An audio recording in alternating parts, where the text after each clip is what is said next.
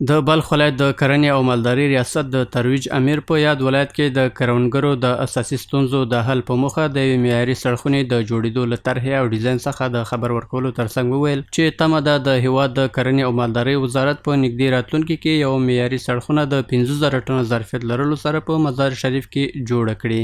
نوموړي وویل چې د پروژې لومړني کارونه پای ته رسیدلي دي چې د وزارت له لوري د بودیجې په رارسېدو سره به عملي چارې هم پیل شي. ویل کېږي چې د یادې سړکونې په جوړېدو سره به د بلخ ولایت د کروندګرو ټولې میوې او ترکارۍ له خرابېدو څخه وژغورل شي.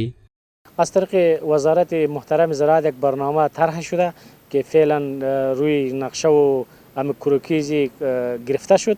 یک سردخانه میاری با ظرفیت 5,000 تن در ولایت بلخ کروکی شده.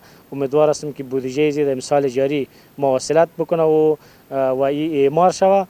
بازم در قسمت نرخ محصولات زراعتی میوه‌جات و سبزیجات یقین بسیار فایده میکنه و نرخش پایین نمیاد.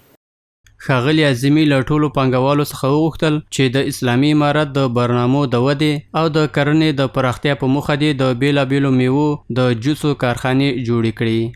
از تجار ملی میخواهیم تا در قسمت اعمار فابریکای جوس سازی که در موقع رفع حاصل میوه‌جات که در ولایت بلخ است بسیار حاصلات پایین میان، حاصلات دیاقین خریداری بکنه تا این جوسای به کیفیتی که از کشورهای همسایه وارد کشور ما افغانستان میشه و این جلوگیری از شه و هم زمینه کار برای شهروندان ما پیدا شه و هم محصولات دیاقین به نرخ خوبتر به بازار خریداری شوه و هم دیاقین تشویق میشه، هم زمینه کار فراهم میشه.